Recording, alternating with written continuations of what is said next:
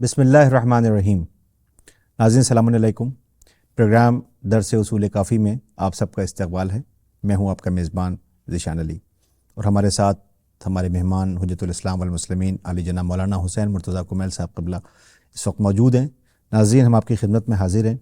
ماہ سیام، ماہ مبارک رمضان کی آج یہ 9واں مرحلہ ہے، اور ہم آپ کی خدمت میں گزشتہ یعنی کل جو ایپیسوڈ تھا اس میں آپ نے قبلہ سے سماعت کیا تھا، معرفت خدا کے حوالے سے نہایت ہی اہم گفتگو رہی، حالانکہ تشنگی رہ گئی تھی اور اس سلسلے کو آگے بڑھانا تھا۔ تو آج ہم چاہیں گے کہ اس سلسلے میں آپ جو ہے ائمہ اہل بیت علیہ السلام کے زمانے میں جو ایتھسٹ یعنی جو ملحد تھے ان کے اعتراضات کیا رہے، اس حوالے سے انشاءاللہ آج آپ کی گفتگو ہوگی، اور میرا خیال بڑا دلچسپ موضوع ہے، اور اس میں سننے والے جو اس وقت اپنے مالک، اپنے خالق، اپنے پروردگار کے حضور اس وقت جو ہے تسبیح و تحلیل میں مصروف ہیں، اس کی نعمتوں کا شکر ادا کر رہے ہیں، حیات بھی ایک نعمت ہے۔ تو اس سلسلے میں ہم چاہیں گے کہ وجود خدا پہ، اس بات خدا پہ، دلیل پہ گفتگو آپ کی ہوگی۔ بسم اللہ۔ شکریہ۔ اعوذ باللہ من الشیطان الرجیم، بسم اللہ الرحمن الرحیم، الحمد للہ رب العالمین، والصلاة والسلام علی خیر خلقہ اجمعین وعلی اہل بیتہ الاطیبین الاطہرین الانجبین الاکرمین المعصومین، واللعنۃ الدائمۃ علی اعدائہم اجمعین، اما بعد، قال الحکیم فی کتابہ العظیم، بسم اللہ الرحمن الرحیم، ضرب اللہ مثلا رجلا فیہ شرکاء متشاکسون ورجلا سلما لرجل هل یستویان الحمد للہ بل اکثرہم لا یعلمون۔ سب سے پہلے میں اپنے سبھی ناظرین کی خدمت میں سلام محبت پیش کرتا ہوں۔ جیسا کہ برادر عزیز نے اشارہ کیا کہ آج کی ہماری جو گفتگو ہے وہ کل کی جو تشنگی رہ گئی تھی اسی کا ادامہ ہے۔ ہم نے کل گفتگو کی تھی، جن لوگوں نے کل کی ہماری گفتگو کو سنا، کل کے ایپیسوڈ کو دیکھا، وہ جانتے ہیں کہ ہم نے اہمیت معرفت خدا پر گفتگو کی تھی۔ یقیناً خداوند عالم کی معرفت خود اپنی جگہ پر اہمیت رکھتی۔ اسی حوالے سے یہ آیہ کریمہ کہ قرآن کہہ رہا ہے کہ خداوند عالم مثال پیش کرتا ہے اس انسان کی کہ جس کے کئی مالک ہوں، اور وہ مالک آپس میں ان کی بنتی نہ ہو، آپس میں وہ جھگڑتے ہوں، متشاکس ہوں، ان میں جھگڑے ہوتے ہوں، اور ایک وہ شخص جس کا ایک مالک ہو، تو کیا دونوں کی سائیکلوجی، دونوں کے نفسیات ایک ہو سکتے ہیں؟ دونوں برابر نہیں ہیں۔ هل یستویان، کیا یہ دونوں برابر ہو سکتے ہیں؟ پھر قرآن کہہ رہا ہے کہ الحمدللہ، تمام تعریف خدا کے لیے ہے۔ یہ اور بات ہے کہ لوگوں کی اکثریت اس بات کو سمجھتی نہیں ہے۔ اقبال نے کیا خوب کہا تھا کہ وہ ایک سجدہ جسے تو گرا سمجھتا ہے، ہزار سجدوں سے دیتا ہے آدمی کو نجات۔ یقیناً انسان جب مختلف دروں پر اپنے سر کو خم کرتا ہے، مختلف دروازوں پر، مختلف چیزوں کے سامنے، اشیاء کے سامنے، افراد کے سامنے، تو وہ جس کشمکش سے گزرتا ہے وہ کشمکش اس انسان کے پاس نہیں ہوتی ہے جو کسی ایک کو مانتا ہے، جس کا کوئی ایک مالک ہوتا ہے۔ وہ اس اطمینان کے ساتھ اپنے امور کو انجام دیتا ہے۔ معرفت خدا کی اہمیت کے لیے اتنا کافی ہے کہ انسان اگر یہ چاہتا ہے کہ خداوند عالم کی معرفت سے آشنا ہو، تو اس کا سب سے پہلی جو مزیت، خصوصیت، فائدہ ہے وہ یہ ہے کہ اس کے اندر سکون پیدا ہوتا ہے۔ اس لیے ہم نے کل اشارہ کیا تھا کہ یورپین مفکر، فلسفی ولیم جیمز کہتا ہے کہ اگر کوئی سماج جہاں خدا کا تصور نہیں ہوتا ہے تو وہاں سوسائڈ زیادہ ہوتے ہیں۔ کیوں سوسائڈ زیادہ ہوتے ہیں؟ اس کی وجہ یہ ہے کہ وہاں بے چینی ہوتی ہے۔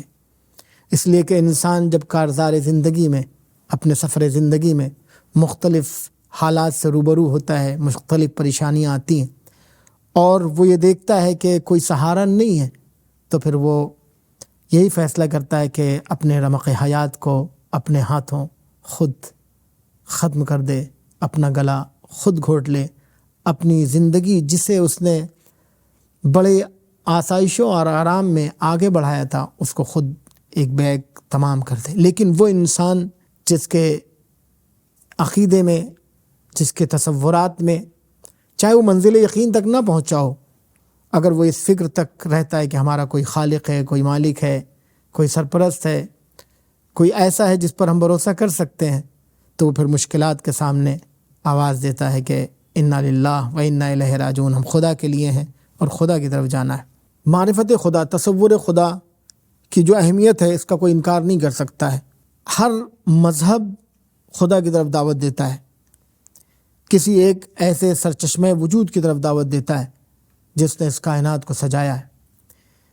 اس کے بعد ہم نے کہا تھا کہ ضرورت کہ خدا کی معرفت ضروری کیوں ہے، وہاں پر ہم نے دو باتیں، دو نکات، دو پوائنٹس پیش کیے تھے۔ ایک تو یہ تھا کہ جو عقل انسانی ہے وہ انسان کو خطرات کے تصور سے بھی بچاتی ہے، کہ وہ یہ کہتی ہے کہ اگر کہیں خطرہ ہے، کسی بات میں خطرہ ہے، تو اس کام میں آگے نہ بڑھو، اقدام نہ کرو، خود اس کام میں ہاتھ نہ لگاؤ۔ لہذا اگر ہم انبیاء الہی کی جو تعلیمات دیکھتے ہیں تو وہ آنے والے خطرات سے روبرو ہمیں کرتے ہیں، اور یہ کہتے ہیں کہ اگر تم نے ایک خدا کو تسلیم نہیں کیا، اس خدا پر ایمان لائے ہوئے تم نے اپنی زندگی کو گزارا، تو تمہارے لیے عذاب تمہارا منتظر۔ اس سلسلے میں چاہے جناب ہود کی گفتگو ہو، جناب نوح کی گفتگو ہو، جناب ابراہیم کی گفتگو ہو، تمام انبیاء الہی ایک خدا واحد کی طرف دعوت دیتے رہے۔ قرآن کہہ رہا ہے کہ ہم نے ہر قوم میں ایک رسول کو بھیجا، ان کا پہلا اور آخری پیغام یہی تھا، ان اعبدوا اللہ واجتنبوا الطاغوت، ایک خدا کی پرستش۔ اور پھر جناب نوح کے ہم دیکھتے ہیں، جناب ہود کے کہ آپ یہ کہتے ہیں کہ ہم تمہارے لیے خوف زدہ ہیں ایک دردناک دن کے عذاب سے۔ لہذا عقل یہ کہتی ہے کہ ممکن ہے کہ شاید، چونکہ انسان احتمال دے سکتا ہے، کسی چیز کا احتمال دینا کوئی مشکل نہیں ہے، کہ ممکن یہ احتمال ہو کہ شاید یہ انبیاء الہی کے جو خبریں ہیں یہ صحیح نہ ہوں، لیکن ممکن یہ بھی ہے کہ صحیح ہوں۔ تو عقل انسانی انسان سے تقاضا کرتی ہے کہ اگر کہیں خبر سچی ہوئی تو پھر تمہارے پاس کوئی چارہ کار نہیں رہے گا کہ تم واپس آ کے اس کا جبران کر سکو۔ لیکن یہاں کی جو محدود نعمتیں ہیں وہ اگر چھوٹ جائیں گی تو تمہارا کوئی نقصان نہیں ہوگا، لیکن اگر اس کے بعد کی زندگی کی جو نعمتیں ہیں، جو عذاب ہے، اگر نعمتوں تک ہم نہیں پہنچ سکے تو ہمارا بڑا نقصان ہوگا۔ لہذا ہم نے یہاں پر کل آپ کی خدمت میں، اپنے ناظرین کی خدمت میں یہ بیان کیا تھا کہ ہمیں دونوں چیزوں کو دیکھنا پڑے گا، جس چیز کا ہم احتمال دے رہے ہیں اور جو احتمال دے رہے ہیں، یعنی جو ہمارا علم ہے، جو یقین ہے، دونوں کو دیکھنا پڑے گا۔ دونوں کو جب ہم ایک دوسرے کے ساتھ ملائیں گے، ایک دوسرے سے کمپیئر کریں گے، پھر دونوں کے ویلیوز نکالیں گے کہ کس چیز کا احتمال۔ میں نے اس کے لیے پیش کیا تھا، اب کسی شخص نے مثال کے طور پر ہمیں اسٹوڈیو میں آ کر یہ بتایا کہ اسٹوڈیو کے باہر ایک شخص ہے جو 10 روپے آپ کو دینا چاہتا ہے، اور ہمیں یقین ہے کہ یہ جو خبر دے رہا ہے یہ جھوٹ نہیں کہہ رہا ہے، لیکن ہم اٹھ کر اس 10 روپے کے لیے نہیں جاتے ہیں۔ کیوں؟ اس لیے کہ جس چیز کی ہمیں خبر دی جا رہی ہے، جس چیز کا ہمیں احتمال دیا جا رہا ہے، اس کی ویلیو نہیں ہے۔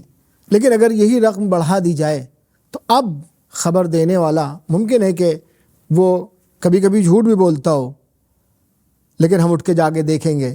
یا اگر رقم کو اور زیادہ بڑھا دیا جائے، اربوں تک پہنچا دیا جائے، تو اب اگر خبر دینے والا ہمیشہ جھوٹ بولتا ہے یا ہمیشہ مذاق کے موڈ میں رہتا ہے، لیکن اس کے بعد بھی ہم یہ دیکھیں گے کہ جا کے دیکھ لیں، اس لیے کہ یہاں سے جانے میں وہاں کوئی مشکل نہیں ہے۔ تو اس کا مطلب یہ ہوا کہ جو خبر ہے، اس کو جو چیز کی خبر دی جا رہی ہے، دونوں کو ایک دوسرے کے ساتھ کمپیئر کرنے کے بعد، دونوں کی ویلیوز نکالنے کے بعد انسان فیصلہ کرتا ہے۔ اب اگر ہم دیکھتے ہیں تو انبیاء الہی، خدا کی طرف سے آئے ہوئے ہادی جو ہمیں خبر دیتے ہیں، وہ ابدی نعمتوں کی خبر دیتے ہیں۔ ابدی جنت کی خبر دیتے ہیں، رضوان الہی کی خبر دیتے ہیں، ایک ایسی زندگی کی خبر دیتے ہیں جس میں کسی طرح کا رنج و غم نہیں ہے۔ اور ساتھ ہی ساتھ اگر ہم نے خدا کی معرفت حاصل نہیں کی، جیسا کہ امام علی نے فرمایا کہ اول الدین معرفت ہو، دین کی ابتدا معرفت پروردگار ہے، تو اگر ہم نے اپنے مالک کو نہیں پہچانا، اسے نہیں پہچانا جس نے ہمیں وجود دیا ہے، اسے نہیں پہچانا جس نے ہمیں نعمتیں دی ہیں، تو اس کی بنیاد پر وہ عذاب جو کبھی ختم نہیں ہونے والا ہے وہ ہمارے گلے پڑ سکتا ہے۔ لہٰذا ایک انسان یہ فیصلہ کرتا ہے کہ ممکن ہے کہ انبیاء الہی کی خبر پر ہم یقین نہ بھی کریں، تب بھی ہمیں انبیاء الہی کی صداقت کا کلمہ پڑھنا چاہیے اور ان کی باتوں کو مان لینا چاہیے۔ اسی لیے قرآن نے بھی کہا کہ جو لوگ ہماری ملاقات کی امید رکھتے ہیں وہ پوری طرح سے انبیاء الہی کی باتوں کا اقرار کرتے ہیں، اور اس کے برعکس قرآن کہہ رہا ہے کہ جن لوگوں کے دلوں میں امید بھی نہیں ہے، اس کا مطلب یہ ہے کہ قیامت کا انکار وہی کرتے ہیں جو ذرا بھی امید نہیں رکھتے ہیں۔ لہذا قرآن کہہ رہا ہے والذین لا یرجون لقاءنا، جو لوگ ہماری ملاقات کی امید نہیں رکھتے ہیں وہ کہتے ہیں تب قرآن غیر ھذا، یہ قرآن کی جو تعلیمات ہے انہیں بدل دیا جائے یا دوسری تعلیمات لیا جائے۔ تو اس کا مطلب یہ ہے کہ جو خبر دی جا رہی ہے اس کے سلسلے میں ہماری عقل کہتی ہے کہ اگر احتمال نقصان پایا جاتا ہے تو ہمیں اس نقصان سے بچنا چاہیے، لہذا خدا کی معرفت کو حاصل کرنا چاہیے۔ تو ضرورت کی ایک بنیاد یہ بتائی تھی، اور دوسری بنیاد وہ یہ کہ ہماری زندگی نعمتوں سے سرشار ہے، ہر طرف نعمتیں ہیں، یہ کائنات نعمت الہی کا دسترخوان ہے۔ ہم دیکھتے ہیں کہ ہر وہ چیز جو ہمارے وجود ہمارے لیے ضروری ہے وہ مہیا کر دی گئی ہے، تو کیا لازم نہیں ہے کہ ہم ان نعمتوں کے دینے والے کا شکریہ ادا کریں؟ انسانیت کا تقاضا یہ ہے کہ وہ نعمتوں کے دینے والے کا شکر ادا کرتا ہے، تو جس نے اس عظیم نعمتوں کا دسترخوان سجایا ہے، جس نے عظیم نعمتوں سے ہماری زندگی کو مالا مال کیا ہے، جس نے ہمارا وجود دیا، ہمارے والدین ہمیں دیے، ہمیں ہمارے جیسے انسانوں کو دیا کہ ان سے ہم اپنے درد دل کو بیان کر سکتے ہیں، اس نے مختلف لذتیں قرار دی ہیں، اس نے رات و دن کو بنایا ہے، اس نے زمین کا فرش بچھایا ہے، آسمان کا شامیانہ لگایا ہے، ان کو قندیلوں سے سجا دیا ہے، تو کیا ان نعمتوں کے بدلے اس کا شکر ادا نہیں کرنا چاہیے؟ تو عقل کہتی ہے اس کا شکر ادا کرنا چاہیے۔ سوال یہ پیدا ہوتا ہے کہ جس کا شکر ادا کیا جائے کیا ہم اسے پہچانتے ہیں؟ لہذا شکر کی بنیادی منزل ہے معرفت خدا، لہذا ہم بغیر معرفت کے خداوند عالم کا شکر ادا نہیں کر سکتے ہیں۔ چونکہ برادر عزیز نے اشارہ کیا کہ وہ مناظرے اور وہ گفتگو جو ائمہ اہل بیت کے زمانے میں مختلف گفتگو ہوئی کہ انکار خدا کے سلسلے میں، البتہ ایسا نہیں تھا کہ یہ انکار خدا کرنے والے یہ غیر تھے، نہیں، مسلمانوں میں سے تھے، جیسا کہ آج میں جن کی گفتگو کروں گا ابو العوجہ جو خود بصرے کے رہنے والے تھے، ایک مسلم فیملی سے ان کا تعلق تھا، بلکہ پہلے معتزلی بھی تھے، بعض لوگوں نے ان کے سلسلے میں کہا ہے، لیکن جب خدا کے وجود میں انہوں نے شک کیا تو امام جعفر صادق علیہ السلام نے ان سے گفتگو کی اور انہیں سمجھایا۔ لیکن اس سے پہلے جو ہم نے کل جس مناظرے کو آپ کی خدمت پیش کیا تھا کہ جو مصر سے عبد الملک نام کا شخص امام جعفر صادق علیہ السلام کی بارگاہ میں مکے پہنچا تھا، جبکہ وہ مدینے گیا، لیکن جب مدینے میں امام نہیں تھے، اپنے وطن میں نہیں تھے، اپنے گھر پر نہیں تھے، اپنے بیت شرف پر نہیں تھے، اور پتہ یہ چلا کہ وہ مکے حج کے لیے گئے ہیں، تو یہ حج کے لیے آیا اور طواف کے دوران امام جعفر صادق علیہ السلام سے ملاقات کی، اور پھر امام سے اس کی جو گفتگو ہوئی اور جو مناظرہ ہوا، اور پھر آخر میں امام نے جو عقلی دلائل کے ذریعے گفتگو کی تو عقلی دلائل کو اس نے قبول کرتے ہوئے حقانیت کو سمجھا اور معرفت خدا کے نور سے سرشار ہوا۔ جب امام کی خدمت میں یہ پوری، چونکہ کل گفتگو ہم کچھ کر چکے ہیں، لہذا جو اصل مطلب ہے امام کی خدمت میں اس نے آگے کہا، ایتھسٹ جو عبد الملک تھا، جس کے نام کے اوپر ہی امام نے پہلے اس سے کہا تھا کہ تم جب عبد الملک ہو، اس کے بیٹے کا نام عبداللہ تھا تو اس کی کنیت ابو عبداللہ تھی، اس پر امام نے گفتگو کی تھی اور اس سے پوچھا کہ یہ کیوں ہے؟ اگر تم کسی ملک کو نہیں مانتے ہو، کسی اللہ کو نہیں مانتے ہو، تو تمہارا بیٹا عبداللہ کیسے ہے؟ لہٰذا اس پوائنٹ پہ اسے امام نے سمجھایا۔ لیکن اس کے بعد پھر امام نے اس سے یہ کہا کہ تم جس چیز کا انکار کرتے ہو تو تم انکار کس بنیاد پر کرتے ہو، علم کی بنیاد پر یا شک کی بنیاد پر یا جہالت کی بنیاد پر؟ امام جعفر صادق علیہ السلام نے اس عبد الملک جو ایتھسٹ تھا اسے مخاطب کر کے کہا کہ یہ بتاؤ کہ کیا تم جانتے ہو کہ زمین کے نیچے کیا ہے یا زمین کے اوپر مشرق سے مغرب تک کیا چیزیں ہیں؟ اس نے کہا کہ مجھے نہیں معلوم۔ کہا کہ یہ بتاؤ تم زمین کے تہہ میں اترے ہو؟ اس نے کہا نہیں۔ تو امام نے کہا کہ کیا ایسا نہیں ہو سکتا ہے کہ زمین کے تہہ میں کوئی چیز ہو، تم اس کا انکار کر رہے ہو؟ اس نے کہا مجھے نہیں پتہ ہے لیکن میں یہ گمان کرتا ہوں۔ اس نے کہا کہ الا انی اظن ان لیس تحتہا شیء، لیکن میں یہ گمان کرتا ہوں، میں یہ سوچتا ہوں، میں یہ خیال کرتا ہوں۔ عام طور سے جو لوگ وجود الہی کا انکار کرتے ہیں وہ اپنی جگہ پہ یہی کہتے ہیں میرا ماننا یہ ہے، میں یہ سوچتا ہوں، کوئی دلیل اس کے پیچھے نہیں پیش کرتے ہیں۔ ہر دور کے ایتھسٹ کا یہی عالم رہا ہے، لہذا اس نے بھی یہی کہا کہ میں یہ سوچتا ہوں۔ تو امام نے کہا کہ فَالظَّنُّ عَجْزٌ بِمَا لَا تَسْتَيْقِنُ، حقیقت میں ظن، گمان، خیال یہ عاجزی کا نام ہے اس چیز کے بارے میں جس کا تم یقین نہیں کر سک رہے ہو، یعنی جس چیز کا تم یقین نہیں کر پا رہے ہو اس کے سلسلے میں جب تم عاجز ہو اس یقین تک پہنچنے میں تو تم گمان کر رہے ہو۔ اور یاد رکھو کہ ان الظن لا یغنی من الحق شیئا، ظن، گمان کبھی انسان کو حق سے بے نیاز نہیں کر سکتا ہے۔ پھر امام نے اس سے سوالات اور کیے۔ آپ نے اس سے کہا کہ افصعدت السماء، کیا تم آسمان پر گئے؟ اس نے کہا نہیں۔ کہا کہ تو تمہیں پتہ ہے کہ آسمان میں کیا ہے؟ اس نے کہا نہیں۔ تو امام نے کہا کہ مجھے تعجب ہے کہ تم نہ مشرق گئے ہو، نہ مغرب گئے ہو، نہ پورب گئے ہو، نہ پچھم گئے ہو، نہ زمین کی تہہ میں اترے ہو، نہ آسمان کی بلندیوں پر گئے ہو، اور پھر تم یہ کہتے ہو کہ وہاں کچھ نہیں ہے اور خالق کا انکار کر رہے ہو۔ کیا امام نے پھر یہاں پر اس کے نفسیات کو یہاں پر ابھارنے کی کوشش کی ہے، اس کے ضمیر کو بیدار کرنے کی کوشش کی ہے۔ آپ نے عظیم جملہ فرمایا، آپ نے فرمایا حل یجحد لعاقل ما لا یعرف، کیا عقل مند کو یہ بات زیب دیتی ہے کہ وہ ان چیزوں کا انکار کرے جسے وہ سمجھ نہیں پا رہا ہے؟ صرف اس بنیاد پر کہ مجھے نہیں پتہ ہے انکار کر دیا جائے، یہ ممکن نہیں ہے۔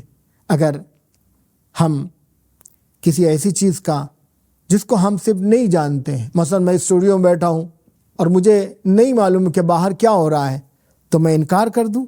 کیا عدم علم کی بنیاد پر انکار کیا جا سکتا ہے؟ کیا ہم دنیا کی ہر چیز کو جانتے ہیں، ہر وجود کو جانتے ہیں؟ نہیں۔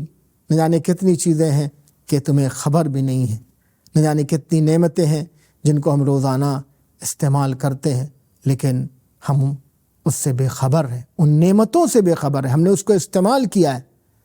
یہی وجہ ہے کہ جب سائنس نے آنکھیں نہیں کھولی تھیں اس وقت لوگوں کو نہیں پتہ تھا کہ ہمارے وجود میں کیسی کیسی قدرت کی کرشمہ سازیاں موجود ہیں، لیکن جب سائنس نے ترقی کی اور میڈیکل سائنس نے خاص طور پر انسانی وجود کے سلسلے میں وہ خبریں دیں جس سے انسان ششدر رہ گیا، تو اسے سمجھ میں آیا کہ ہمارے وجود کی میں باریکیاں اتنی زیادہ ہیں کہ جنہیں سمجھنے کے لیے انسان اپنی پوری زندگی لگا دیتا ہے، اس کے بعد بھی ان حقیقتوں تک نہیں پہنچ پاتا ہے۔ لیکن کیا انکار کر دیا جائے؟ کیا ہم مان لیں کہ آج سے کئی سو سال پہلے جب لوگ یہ مانتے تھے کہ سورج ہماری زمین کے ارد گرد چکر لگاتا تھا تو انہیں نہیں پتا تھا، تو کیا اس وقت واقعاً زمین مرکز تھی، زمین مدار تھا؟ نہیں، زمین اس وقت بھی سورج کے ارد گرد چکر لگا رہی تھی۔ یا جس وقت نیوٹن نے یہ نہیں پتہ لگایا تھا کہ زمین کے اندر گریویٹی پاور پایا جاتا ہے، قوت کشش پائی جاتی ہے، قوت جاذبہ پایا جاتا ہے، تو کیا اس وقت تک یہ جاذبہ نہیں پایا جاتا تھا؟ جب پتہ چلا تب پایا جاتا؟ ایسا نہیں ہے۔ حقیقتیں علم کی محتاج نہیں ہیں، علم کے ذریعے حقیقتوں تک پہنچا جاتا ہے۔ علم وہ روشنی ہے جو ہمیں حقیقتوں تک پہنچاتی ہے۔ ہم نے علم پر تفصیلی گفتگو اپنے پچھلے ایپیسوڈ میں کسی ایپیسوڈ میں کی ہے، آپ اسے جا کر دیکھ سکتے ہیں۔ تو امام نے کہا یہ بتاؤ کہ کیا عاقل کے لیے مناسب ہے کہ وہ ان چیز کا انکار کرے، اس چیز کا انکار کرے جسے وہ نہیں جانتا ہے؟ شاید جس کا انکار کر رہا ہے وہ ہو۔ تو زندیق نے یہ کہا، یعنی اس ایتھسٹ نے یہ کہا کہ ہاں ایسا ہی ہے۔ پھر امام نے کہا کہ یہ بتاؤ کہ اگر تم چیزوں کو نہیں جانتے ہو اور تم اس سے بحث کرنے کے لیے آئے ہو جو حقیقت تک پہنچ چکا ہے، جو جانتا ہے، تو کیا تمہاری باتیں اس کے لیے حجت بن سکتی ہیں، یا جو جانتا ہے اس کی باتیں تمہارے لیے دلیل بنیں گی؟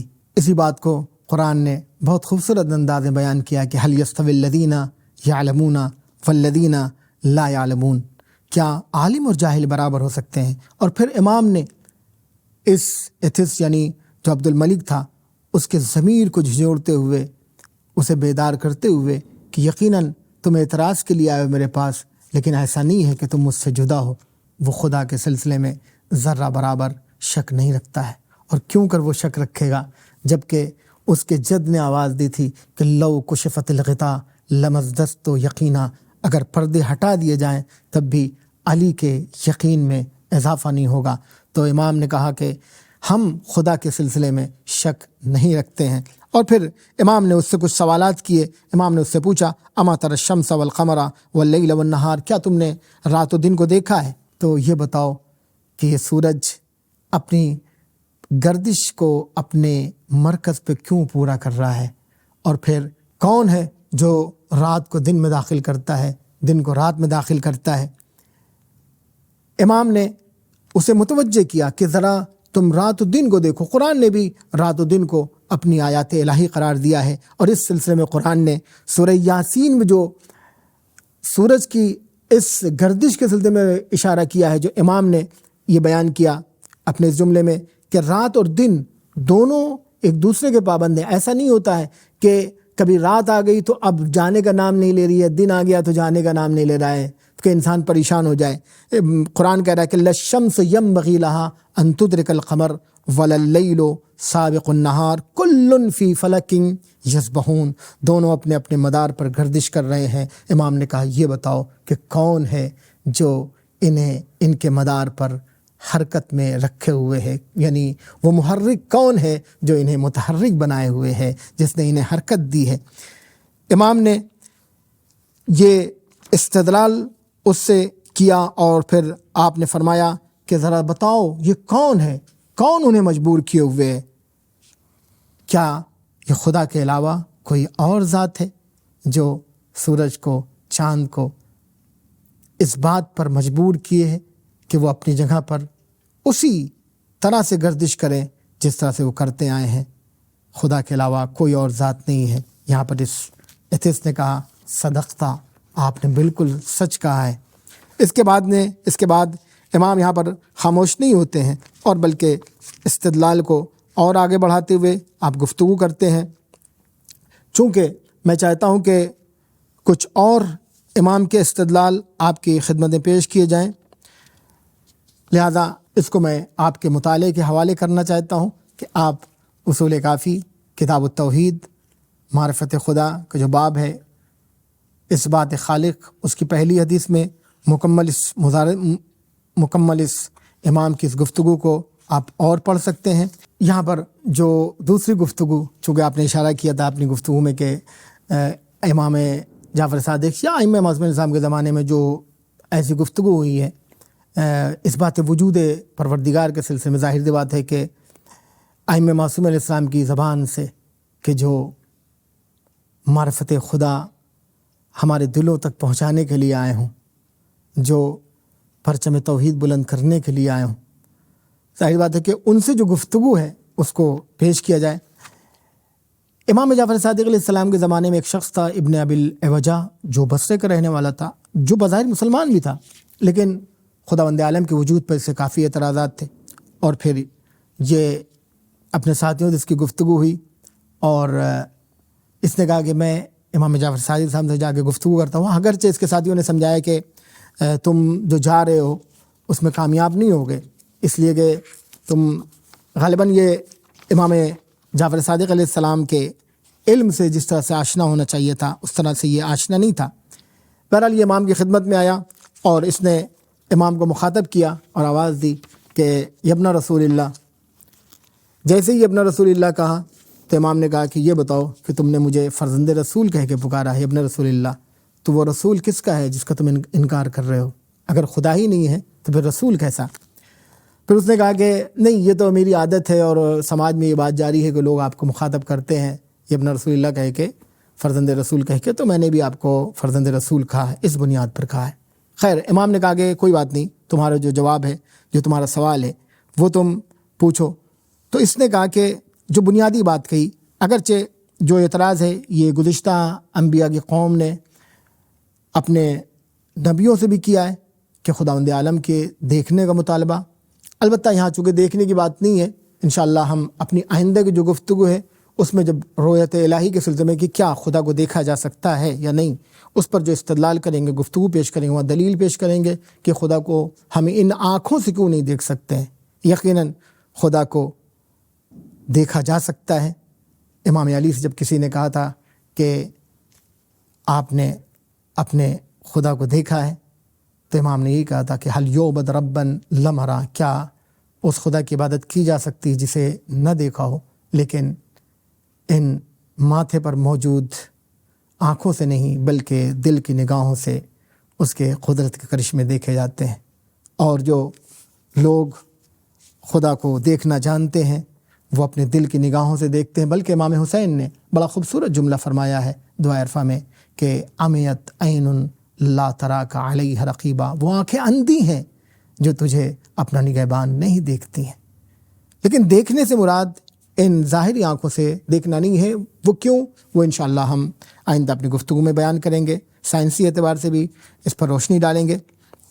امام کی خدمت میں جب یہ آیا تو اس نے کہا کہ یہ بتائیے ایک فرزند رسول کہ کیا یہ بہتر نہیں ہوتا کہ اگر خداوند عالم خود آ جاتا، اپنے نبیوں کو، اپنے رسولوں کو نہ بھیجتا، ان یظہر لخلقہ ویدعوہم، وہ خود اپنے بندوں کے لیے ظاہر ہوتا اور انہیں دعوت دیتا. یہاں تک کہ اگر ایسا ہوتا اور وہ خود اپنے بندوں کو اپنی عبادت کی طرف دعوت دیتا تو حتی لا یختلف اثنان، تو بقول اس کے کہ پھر دو لوگ بھی اس سے اختلاف نہ کرتے اور ہر ایک خدا کو مان لیتا. لہذا خدا خود آ جاتا. یہ 1,24,000 نبیوں کو بھیجنے سے کیا فائدہ؟ لہذا یہ کہتا ہے کہ لما احتجب عنہم وارسل الیہم الرسل، کیوں وہ پردے میں ہے اور کیوں اس نے رسولوں کو بھیجا ہے. ولو باشرہم بنفسہ کان اقرب الی الایمان، اگر یہ کام خدا خود کرتا تو یہ ایمان سے زیادہ نزدیک تھا. فقال علی، تو امام نے اس سے کہا کہ یہ بتاؤ کہ کیا خدا ہم سے پردے میں ہے؟ کیا تم نے خدا کی قدرت کو نہیں دیکھا ہے؟ وہی بات جو ہم نے ابھی آپ کی خدمت میں بیان کی کہ امام حسین نے فرمایا تھا کہ خدا غائب کب ہوا. لہذا امام حسین نے فرمایا الہی متی غبت حتی تحتاج الی الظہور، پروردگار تو غائب ہی کب ہوا کہ ظہور کی ضرورت پڑے، تو کب ہم سے دور ہوا کہ نزدیکی کی ضرورت پڑے. پھر امام نے یہ بتایا کہ خدا کے جو وجود ہے، اس کے جلوے جو ہیں وہ ہر جگہ موجود ہیں. لہذا امام اسی بات کی طرف اشارہ کرتے ہوئے فرماتے ہیں کہ کیا تم نے خداوند عالم کی قدرت کو خود اپنے اندر نہیں دیکھا؟ ہم نے کل آیت پیش کی تھی آپ کی خدمت میں کہ قرآن کہہ رہا ہے سنوریہم آیاتنا فی الآفاق وفی انفسہم، ہم اپنی نشانیوں کو اس کائنات میں بھی دکھائیں گے، خود تمہارے اندر بھی دکھائیں گے، یہاں تک کہ تمہارے لیے واضح ہو جائے گا کہ وہ حق ہے. امام فرماتے ہیں کہ تو یہ کہہ رہا ہے کہ خداوند عالم پردے حجاب میں ہے، وہ محجوب ہے، مستور ہے، اس لیے اس نے رسولوں کو بھیجا ہے. تو امام نے فرمایا کہ کیا تو نے خدا کی قدرت کو اپنے نفس میں نہیں دیکھا ہے؟ کیا تو نے اپنی پیدائش میں اس کی قدرت کو نہیں دیکھا؟ ولم تکن کبرک بعد صغرک، کیا تو نے نہیں محسوس کیا کہ تو بچپن کے بعد اس جوانی تک پہنچا، جوانی کے بعد بڑھاپے تک پہنچا، وقوتک بعد ضعفک، اور تو کمزور تھا، تجھے انگلیوں کا سہارا دیا جاتا تھا، پھر تو جوان ہو گیا اور خود اپنے پیروں سے چلنے لگا، وضعفک بعد قوتک، اور پھر جوانی کے بعد بڑھاپے کی کمزوری بھی آئی، وسقمک بعد صحتک، بیماری کے بعد صحت، صحت کے بعد بیماری، غضب کے بعد سکون، اور سکون کے بعد غضب، غم کے بعد خوشی، خوشی کے بعد غم۔ مختلف حالات کا امام نے یہاں تذکرہ کیا ہے۔ پھر امام نے کہا کہ یہ بتاؤ کہ یہ حالات تمہارے اندر کیسے پیدا ہوتے ہیں؟ کیا تم نے یہ تصور کیا کہ تم جن چیزوں کی بعد میں امید رکھتے ہو وہ تمہارے اندر کہاں سے پیدا ہو گئے ہیں؟ یہ پیدا کرنے والا کون ہے؟ کون ہے جو تمہارے اندر ان حالات کو عالم وجود میں لاتا ہے؟ اس روایت کے الفاظ ہیں کہ اس شخص نے کہا کہ میں اس کا جواب نہیں دے سکتا ہوں، اور پھر امام سے کہا کہ آج تک مجھ سے اس طرح کسی نے گفتگو نہیں کی۔ ظاہر سی بات ہے کہ جب گفتگو کے لیے اس دروازے پہنچا جائے جو وارث علم نبی ہو، جس کے جد کے لیے کہا گیا، پیغمبر اکرم نے فرمایا انا مدینۃ العلم وعلی بابھا، تو پھر پیچیدہ مسائل یوں ہی حل ہو جایا کرتے ہیں۔ یہاں تک کہ ابن ابی العوجہ کا یہ جو شوق تھا امام سے گفتگو کا، یہ دوسرے دن بھی جاری رہا۔ لہذا روایت کے الفاظ ہیں کہ جب دوسرا دن آتا ہے، عاد ابن ابی العوجہ فی یوم الثانی، یہ ابن ابی العوجہ، امام کی گفتگو اتنی شیرین تھی، اتنی لاجیکل تھی، اتنی منطقی تھی کہ یہ پھر امام کی خدمت میں پہنچا، اور امام بیٹھے ہوئے تھے، یہ جا کر بیٹھ گیا خاموشی کے ساتھ۔ امام نے اس سے کہا کہ لگتا ہے کہ تم کل کی بات سے پوری طرح مطمئن نہیں ہوئے ہو، اس لیے آئے ہو، یا تمہیں اس سلسلے میں اور کچھ اور زیادہ معلومات حاصل کرنی؟ پھر امام نے اس سے کہا کہ ما عجب ھذا، یہ میرے لیے بہت زیادہ، یہاں پر جتنے بھی جو لوگ بھی میری گفتگو کو سن رہے ہیں، امام نے یہاں پر ایک عقلی استدلال کے ذریعے ابن ابی العوجہ کو مطمئن کرنے کی کوشش کی۔ بنیادی طور سے انسان اگر کسی چیز کا، میں نے اپنی گفتگو میں یہ اس سے پہلے بیان کیا کہ اگر ہم کسی چیز کا انکار کرتے ہیں تو دلیل کے ساتھ، اقرار کرتے ہیں تو دلیل کے ساتھ، ہمارے پاس دلیل ہونی چاہیے۔ امام نے اس سے کہا کہ ما عجب ھذا، یہ کتنے تعجب کی بات ہے، تنکر اللہ وتشہد انی ابن رسول اللہ، وہ بات جو میں نے ابھی بیان کی کہ یہ آگے اس نے فرزند رسول کہا تھا، تو امام نے اس سے یہی کہا کہ تم اللہ کا انکار کرتے ہو، پھر ہم مجھے رسول، فرزند رسول کہتے ہو۔ اور اس کے بعد پھر اس سے یہ سوال کیا امام نے، امصنوع انت ام غیر مصنوع، کیا تمہیں کسی نے پیدا کیا ہے، تمہیں کسی نے بنایا ہے، یا تم بغیر کسی کے بنائے بن گئے ہو؟ اس نے اگرچہ امام کی جو گفتگو اب تک ہو چکی تھی اس کی روشنی میں اسے یہی جواب دینا چاہیے تھا کہ نہیں، ہمارا خالق ہے، لیکن اس نے اس کے باوجود یہ کہا کہ نہیں، مجھے کسی نے نہیں بنایا، انا غیر مصنوع۔ فقال له، امام نے اس سے کہا فصف لی لو کنت مصنوعا، اچھا ٹھیک ہے، تم غیر مصنوع ہو، اگر تم مصنوع ہوتے، اگر تمہیں کسی نے بنایا ہوتا، اگر تم مخلوق ہوتے، تمہارا کوئی خالق ہوتا، تو تمہاری کیا تمہارے اندر کوالٹی ہوتی، تمہارے اندر اور کون سی صفت ایجاد ہو جاتی اگر تمہیں کسی نے پیدا کیا ہوتا، تم بنائے گئے ہوتے۔ اب ایسی صورت میں روایت کے الفاظ ہیں کہ یہ خاموش ہو گیا، ہاتھ میں اس کے کوئی لکڑی تھی چھوٹی سی، اسے اپنے ہاتھ میں ادھر ادھر گھمانے لگا، جسے ہم نے کہا کہ اس سے وہ کھیلنے لگا، یہاں تک کہ اس نے پھر کہا کہ اگر میں مصنوع ہوتا، بنایا گیا ہوتا، تو یا طویل ہوتا، یا چوڑا ہوتا، یا گہرا ہوتا، یا چھوٹا ہوتا، یا متحرک ہوتا، یا ساکن ہوتا ہے۔ تو امام نے کہا کہ یہ تمام صفت مخلوق کی ہیں، اور پھر امام نے یہ کہا کہ یہ تمام صفت کیا تمہارے اندر نہیں پائی جاتی ہیں؟ پھر یہاں پر یہ خاموش ہو جاتا ہے، اور پھر اس نے کہا کہ جس طرح سے اس سے پہلے گفتگو میں کہا ہے، یہاں بھی یہ کہتا ہے کہ آج تک مجھے اس طرح کسی نے ہم سے گفتگو نہیں کی، اس طرح سے مجھے نہیں سمجھایا۔ پھر امام اس کی طرف متوجہ ہوتے ہیں اور آپ کہتے ہیں کہ جو لاجیکل دلیل آپ اس کے لیے پیش کرتے ہیں، امام نے کہا یہ بتاؤ کہ اگر تمہارے پاس کیسا ہو، تمہارے پاس کوئی تھیلا ہو اور اس کے اندر جواہرات بھرے ہوئے ہوں، اور پھر کوئی شخص آگے تم سے یہ کہے کہ اس تھیلے میں دینار ہیں، اور تم نفی کرو، اس کی بات کو تسلیم نہ کرو اور یہ کہو کہ نہیں اس میں دینار نہیں ہے، اور تم یہ نہ جانتے ہو کہ دینار کہتے کسے ہیں۔ دینار سونے کے سکوں کہتے ہیں، جسے ہماری اردو زبان میں اشرفی کہتے ہیں۔ تو امام نے کہا کہ اور تمہیں پتہ نہ ہو کہ دینار کسے کہتے ہیں، اشرفی کسے کہتے ہیں، اور تم بغیر جانے ہوئے انکار کر دو، تو یہ بتاؤ کہ کیا یہ انکار صحیح ہوگا؟ یہ انکار صحیح ہوگا؟ تم انکار کر سکتے ہو ایسا؟ کیا انکار کرنے والا عاقل ہوگا؟ اس نے کہا نہیں۔ تو امام نے کہا کہ تو یہ بتاؤ کہ یہ کائنات جو اتنی عریض ہے، اتنی وسیع ہے، اتنی طولانی ہے، اتنی بڑی ہے، اس کیسے سے زیادہ طویل ہے، جب ایک تھیلے میں تم جو چیز اس کے اندر ہے، تم نے بھی اقرار کیا کہ اگر میں نہیں جانتا کہ اس کے اندر کیا ہے تو میرے لیے حق نہیں پہنچتا کہ میں اس کے بارے میں گفتگو کروں، یہ بیان کروں کہ اس کے اندر یہ ہے یا نہیں ہے، دونوں ہم نہیں کہہ سکتے ہیں۔ تو اس کائنات، یہ کائنات تو اس تھیلے سے کئی گنا بڑی ہے، اور جس کا تقابل بھی نہیں کیا جاتا، تو تم کیسے کہہ سکتے ہو کہ اس کائنات کا کوئی چلانے والا نہیں ہے، اس کائنات کا کوئی خالق نہیں ہے؟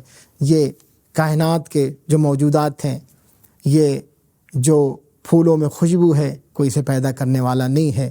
یہ کائنات کے اندر جو نظم پایا جاتا ہے، کوئی ناظم نہیں ہے۔ یہ کائنات میں حکمتیں جو پائی جاتی ہیں، کوئی اس کے پیچھے حکیم نہیں ہے۔ یہ کائنات میں علم کی جو روشنی پائی جاتی ہے، اس کے پیچھے کوئی عالم نہیں ہے۔ اس کا بنانے والا نہ عالم ہے نہ خالق ہے، کیسے تم کہہ سکتے ہو؟ لہٰذا کائنات کے ہر وجود، کائنات کا ہر ذرہ، کائنات کا ہر نقطہ، کائنات کی ہر چیز اپنے مالک کی طرف اشارہ کرتی ہے۔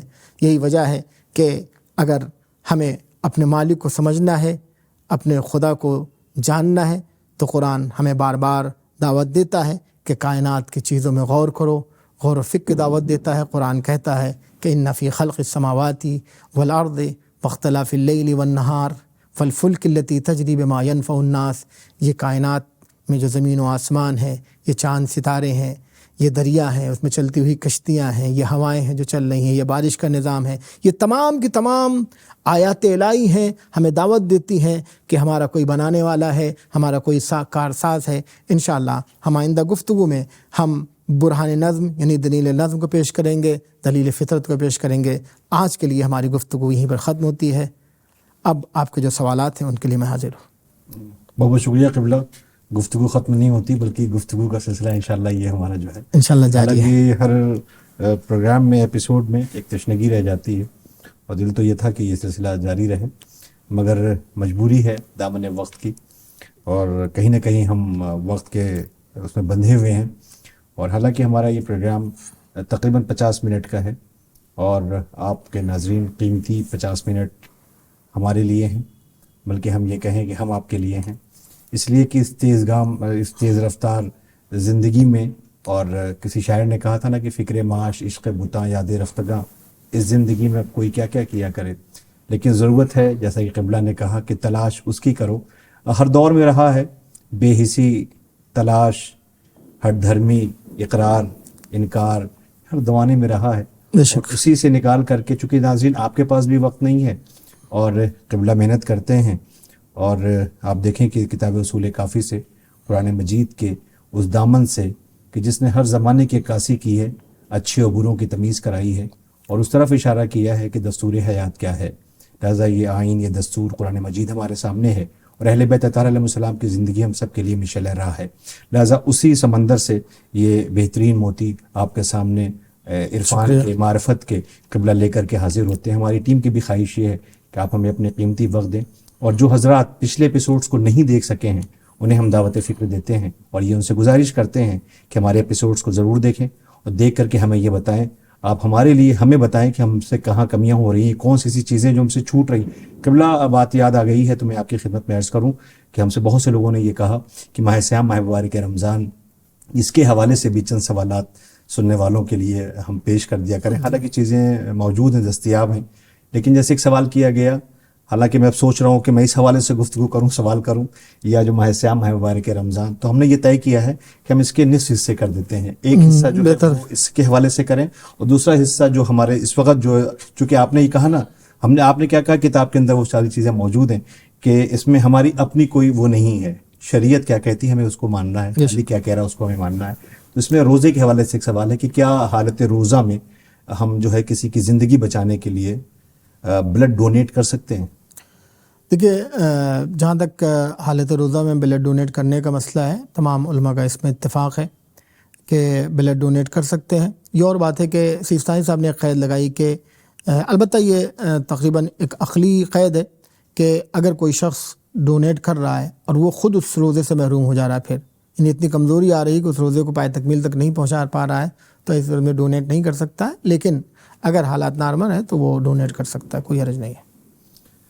ناظرین، آپ نے سنا کہ زندگی بچانے کے لیے کسی کو خون دینا، بلڈ ڈونیٹ کرنا روزے کی حالت میں، یہ آغا سیستانی ہمارے مراجع الزام کا یہ اشارہ ہے کہ ہم دے سکتے ہیں، اس شرط کے ساتھ کہ ہم اپنے آپ کو دیکھیں کہ ہمارے اندر کتنی قوت و توانائی اس کے بعد بچتی ہے۔ تو آج کے لیے بس اتنا ہی، اور انشاءاللہ یہ سلسلہ جو آج کا تھا وہ ائمہ اہل بیت علیہ السلام کے زمانے میں جو اللہ رب العزت کے وجود پر لوگوں نے سوالات کیے ہیں، اعتراضات کیے ہیں، اعتراف کیا ہے، مولا کی خدمت میں حاضر ہوئے ہیں، وہ دلائل پیش کیے گئے، وہ انشاءاللہ سلسلہ جاری رہے گا۔ اور آپ آج ہماری ٹیم کو اور قبلہ کو درس اصول کافی میں آج کے لیے بس اتنا ہی، ہمیں ہماری ٹیم کو اجازت دیں، اس گزارش کے ساتھ کہ ہمیں اپنی دعاؤں میں یاد رکھیں اور اپنے قیمتی مشورے ہمیں ضرور دیں، اس کی ہم کو انتظار رہتا ہے، اور کوشش کرتے ہیں کہ اتنی محنت جو ہو رہی ہے، بہرحال قبول کرنے والا خالق ہے، اللہ ہے، لیکن ساتھ ساتھ آپ کی حوصلہ افزائی بھی ہمارے شامل حال ہونا چاہیے۔ اجازت دیں، فی امان اللہ، خدا حافظ۔